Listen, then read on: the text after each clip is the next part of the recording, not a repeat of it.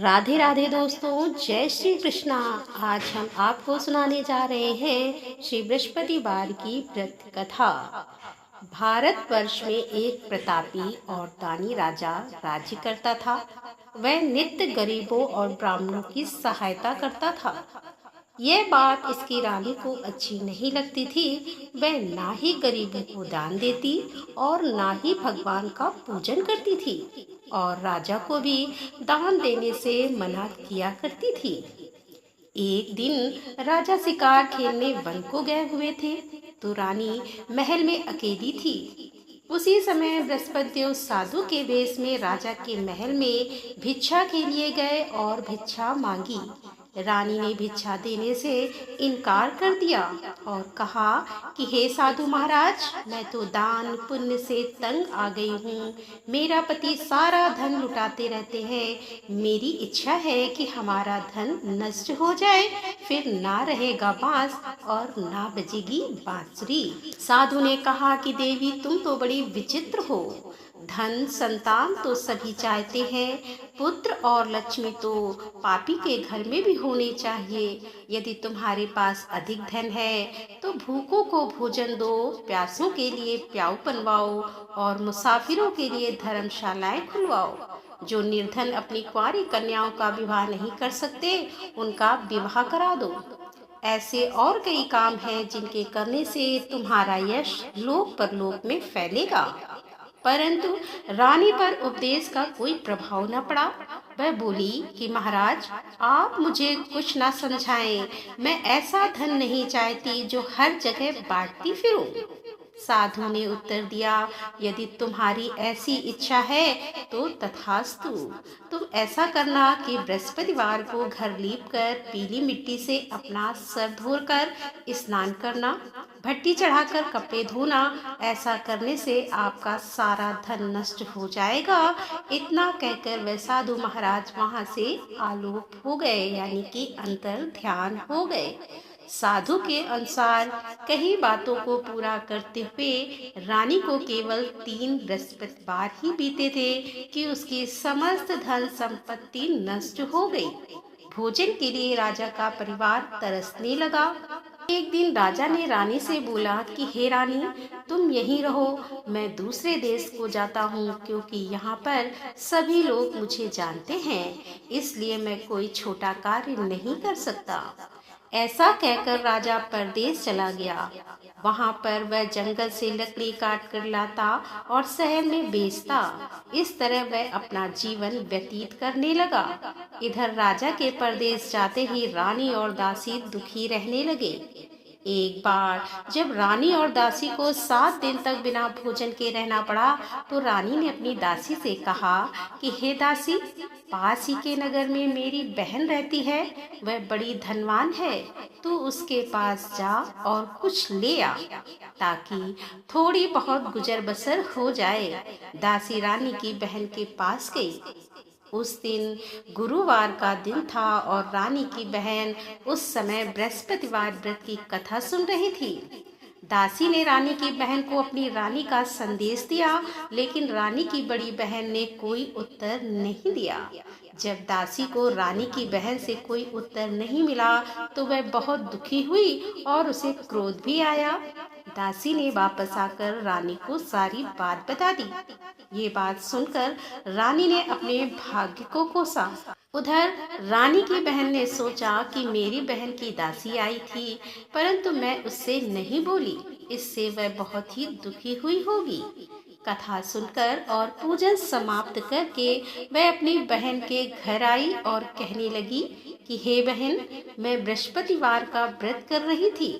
तुम्हारी दासी मेरे घर आई थी, परंतु जब तक कथा होती है तब तक ना उठते हैं और ना ही बोलते हैं, इसीलिए मैं नहीं बोली।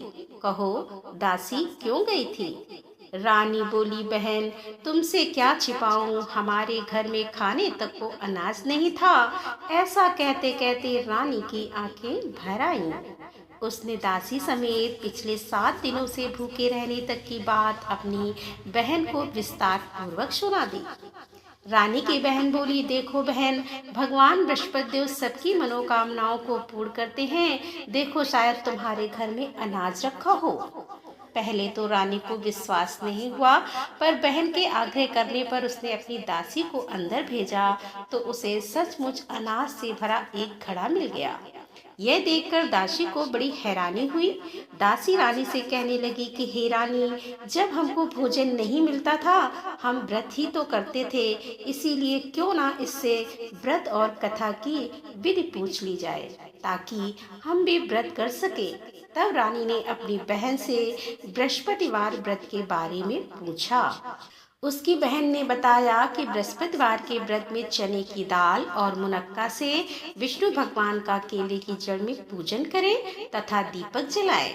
व्रत कथा सुने और पीला भोजन ही करें, इससे बृहस्पति देव प्रसन्न होते हैं। व्रत और पूजन विधि बताकर रानी की बहन अपने घर को लौट गई। 7 दिन के बाद जब गुरुवार आया तो रानी और दासी ने व्रत रखा। घुड़साल में जाकर चना और गुड़ लेकर आई। फिर उसने केले की जड़ तथा विष्णु भगवान का पूजन किया। अब पीला भोजन कहाँ से आए, इस बात को लेकर दोनों बहुत दुखी थी। चूंकि उन्होंने व्रत रखा था, इसीलिए बृहस्पति देव उनसे प्रसन्न थे।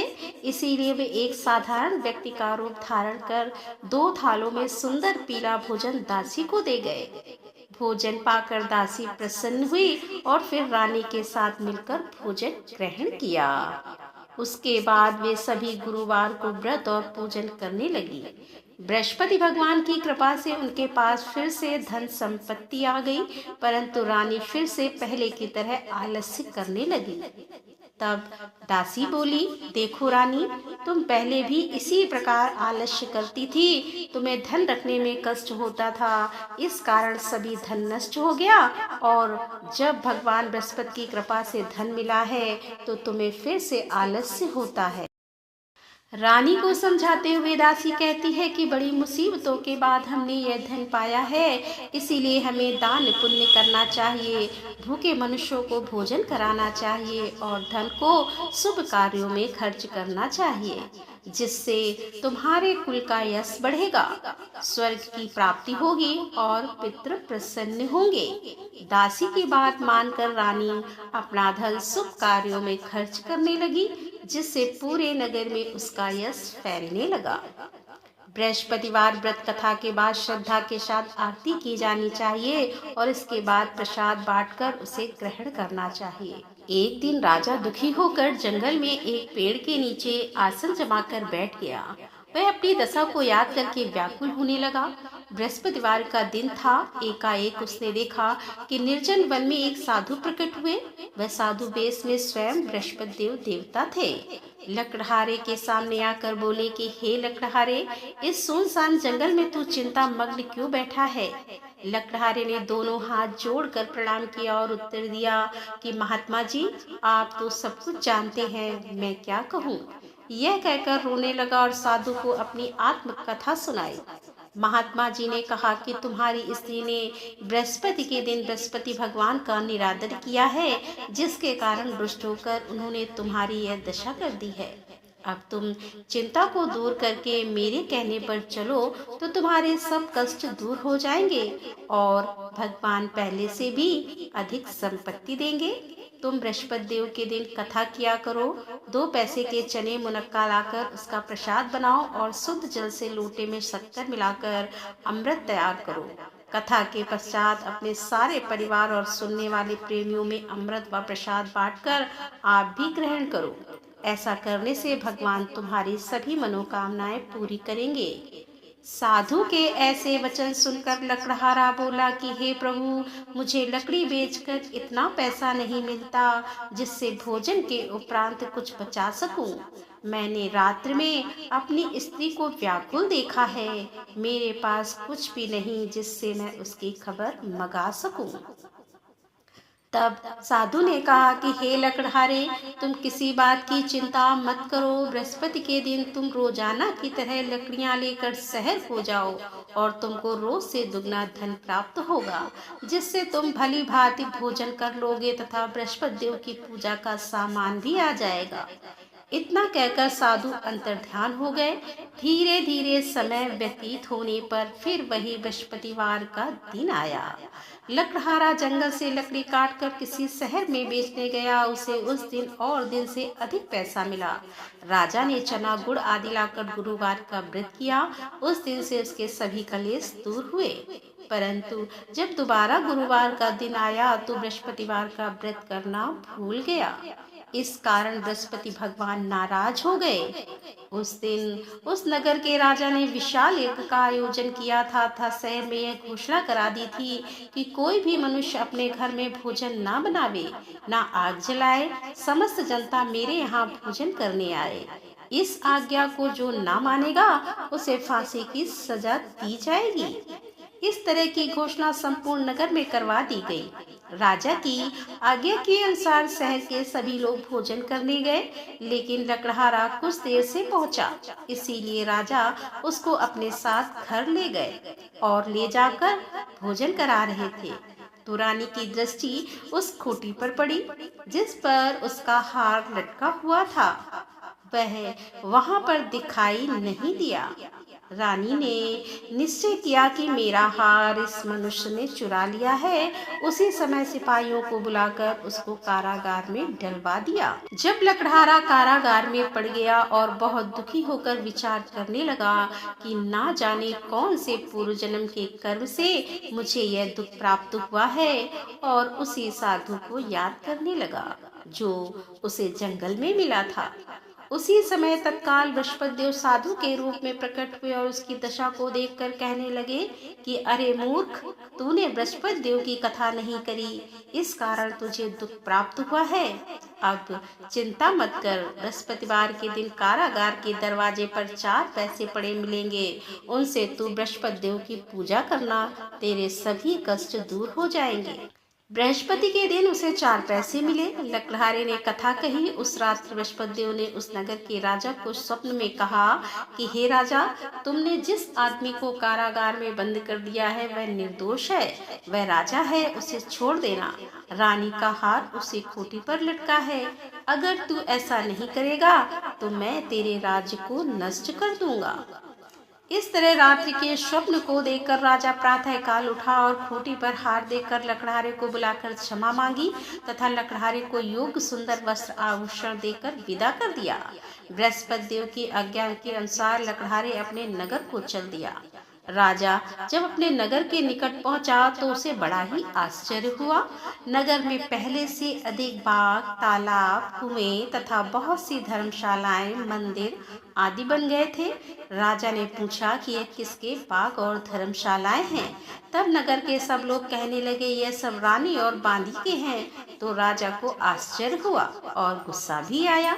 जब रानी ने यह खबर सुनी कि राजा आ रहे हैं तो उन्होंने दासी से कहा कि हे दासी, देख राजा हमको कितनी बुरी हालत में छोड़ गए थे। हमारी ऐसी हालत देखकर वह लौट ना जाएं। इसीलिए तू दरवाजे पर खड़ी हो जा। और आज्ञा के अनुसार दासी दरवाजे पर खड़ी हो गई। राजा आए तो उन्हें अपने साथ लिवा लाई। तब राजा ने क्रोध करके अपनी रानी से पूछा कि यह धन तुम्हें कैसे प्राप्त हुआ है। तब उन्होंने कहा कि हमें यह सब धन बृहस्पति देव के इस व्रत के प्रभाव से प्राप्त हुआ है। राजा ने निश्चय किया कि 7 रोज बाद तो सभी बृहस्पति देव का पूजन करते हैं, परंतु मैं प्रतिदिन दिन में 3 बार कहानी तथा रोज व्रत किया करूंगा। अब हर समय राजा के दुपट्टे में चने की दाल बंधी रहती तथा दिन में 3 बार कहानी कहता। एक रोज राजा ने विचार किया कि चलो अपनी बहन के यहाँ हो आए। इस तरह निश्चय कर राजा घोड़े पर सवार हो अपनी बहन के यहाँ चल दिया। मार्ग में उसने देखा कि कुछ आदमी एक मुर्दे को लिए जा रहे हैं। उन्हें रोककर राजा कहने लगा कि अरे भाइयों, मेरी बृहस्पति देव की कथा सुन लो। वे बोले, लो, हमारा तो आदमी मर गया है और इसको अपनी कथा की पड़ी है। परंतु कुछ आदमी बोले, अच्छा कहो, हम तुम्हारी कथा भी सुनेंगे। राजा ने दाल निकाली और जब कथा आदि हुई तो मुर्दा हिलने लग गया। और जब कथा समाप्त हो गई तो राम राम करके मनुष्य उठकर खड़ा हो गया। आगे मार्ग में उसे एक किसान खेत में हल चलाता मिला। राजा ने उसे देख और उससे बोले कि अरे भैया, तुम मेरी बृहस्पतिवार की कथा सुन लो। किसान बोला, जब तक मैं तेरी कथा सुनूंगा तब तक 4 हरया जोत लूंगा। जा अपनी कथा किसी और को सुनाना। इस तरह राजा आगे चलने लगा। राजा के हटते ही बैल पछाड़ खाकर गिर गए तथा किसान के पेट में बड़ी जोर का दर्द होने लगा। उस समय उसकी माँ रोटी लेकर आई। उसने जब यह देखा तो अपने पुत्र से सब हाल पूछा और बेटे ने सभी हाल कह दिया। तो बुढ़िया दौड़ी दौड़ी उस घुड़सवार के पास गई और उससे बोली कि मैं तेरी कथा सुनूंगी, तू अपनी कथा मेरे खेत पर चलकर ही कहना। राजा ने बुढ़िया के खेत पे जाकर कथा कही, जिसके सुनते ही वह बैल उठकर खड़े हुए तथा किसान के पेट का दर्द भी बंद हो गया। राजा अपनी बहन के घर पहुंचा। बहन ने भाई की खूब मेहमानी की। दूसरे रोज प्रातः काल राजा जगा तो वह देखने लगा कि सब लोग भोजन कर रहे हैं। राजा ने अपनी बहन से कहा कि ऐसा मनुष्य है जिसने भोजन नहीं किया हो, मेरी बृहस्पतिवार की कथा सुन ले। बहन बोली कि भैया, ये देश ऐसा ही है कि पहले यहाँ लोग भोजन करते हैं और बाद में अन्य काम करते हैं। अगर कोई पड़ोस में हो तो देखाऊं। वह ऐसा कहकर देखने चली गई, परंतु उसे कोई ऐसा व्यक्ति नहीं मिला जिसने भोजन ना किया हो। अतः वह एक कुम्हार के घर गई जिसका लड़का बीमार था। उसे मालूम हुआ कि उनके यहाँ 3 रोज से किसी ने भोजन नहीं किया है। रानी ने अपनी भाई की कथा सुनने के लिए कुम्हार से कहा। वह तैयार हो गया। राजा ने जाकर बृहस्पतिवार की कथा कही, जिसको सुनकर उसका लड़का ठीक हो गया। अब तो राजा की प्रशंसा होने लगी। एक रोज राजा ने अपनी बहन से कहा कि हे बहन, हम अपने घर को जाएंगे और तुम भी तैयार हो जाओ। राजा की बहन ने अपनी सास से कहा।